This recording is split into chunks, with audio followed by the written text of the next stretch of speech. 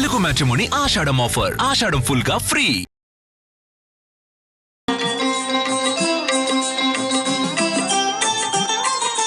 నమస్కారం. ఏ నెలలోనైనా బహుళపక్షంలో చతుర్దశి తిథి మంగళవారంతో కలిసి వస్తే దాన్ని కృష్ణ అంగారక చతుర్దశి అనే పేరుతో పిలుస్తారు.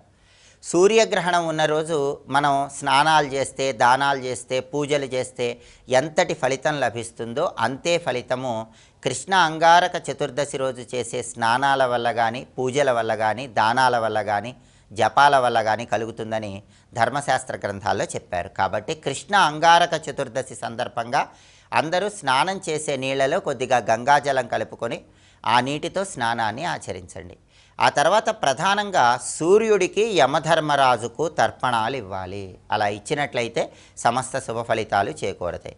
అలాగే ఆహారంలో ఎవలు స్వీకరిస్తే మంచిది, లేదా ఎవలు దానమిస్తే మంచిది. మంత్రశాస్త్రపరంగా ఓం అం అంగారకాయ నమః అనే మంత్రాన్ని దీపారాధన చేశాక 21 సార్లు పఠించాలి. అదేవిధంగా ఈరోజుకి ఇంకొక ప్రత్యేకత ఉంది, అదే మాస శివరాత్రి. మాస శివరాత్రి సందర్భంగా ప్రదోషకాలంలో శివాలయ దర్శనం చేయటం, శివాలయంలో చండీ ప్రదక్షిణ చేయటం సమస్త శుభ ఫలితాలను కలిగింపజేస్తుంది. శివాలయానికి వెళ్ళలేని వాళ్ళు గృహంలోనే ఈశ్వరుణ్ణి తుమ్మిపూలతో పూజించి చిమ్మిలి నైవేద్యంగా సమర్పించండి. పరమేశ్వరుడికి ప్రీతికరమైన ఎన్నో పుష్పాలను ధర్మశాస్త్ర గ్రంథాల్లో చెప్పినప్పటికీ శివమహాపురాణం, శివధర్మశాస్త్రము ఇటువంటి ప్రామాణికమైన గ్రంథాలన్నీ ఏం చెప్తున్నాయంటే పరమేశ్వరుడికి అన్ని పుష్పాల కంటే నల్ల కలువ పూలంటే ఎంతో ప్రీతిపాత్రమని ఈ ప్రామాణిక గ్రంథాలన్నీ తెలియజేస్తున్నాయి. అందుకే మాస శివరాత్రి రోజు ఒక్క నల్ల కలువ పువ్వైనా సరే పరమేశ్వరుడికి సమర్పించి నమస్కారం చేసుకోండి.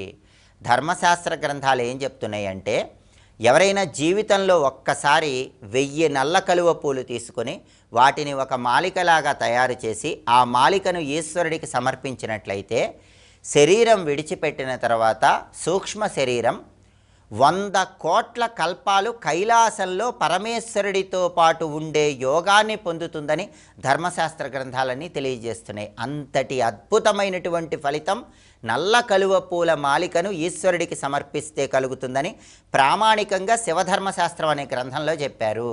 కాబట్టి ఒక్క నల్ల కలువ పువ్వైనా శివునికి సమర్పించండి, శివానుగ్రహానికి సులభంగా పాత్రలకండి. అలాగే మాస శివరాత్రి సందర్భంగా ఏ నటరాజ గాయత్రి మంత్రాన్ని ప్రదోషకాలంలో పఠిస్తే అద్భుత ఫలితాలు కలుగుతాయో ఇప్పుడు మనం చూద్దాం. ఓం నటరాజాయ విద్మహే మహాతాండవాయ ధీమహి తన్నః శివ ప్రచోదయాత్. దీన్ని నటరాజ గాయత్రి మంత్రం అంటారు. ఇది పఠిస్తే అద్భుత ఫలితాలు కలుగుతాయి. కాబట్టి 2 ప్రాధాన్యతలు ఉన్న రోజు కృష్ణ అంగారక చతుర్దశి, మాస శివరాత్రి. ఈ సందర్భంగా ఏ మంత్రాలు పఠించడం ద్వారా సమస్త శుభ ఫలితాలు చేకూరతాయో ఇంకొకసారి చూద్దాం. మరి ఓం అం అంగారకాయ నమః, ఓం నటరాజాయ విద్మహే మహాతాండవాయ ధీమహి తన్నః శివ ప్రచోదయాత్. మంత్రజపం చేయండి, సమస్త శుభ ఫలితాలు సిద్ధింపజేసుకోండి. స్వస్తి.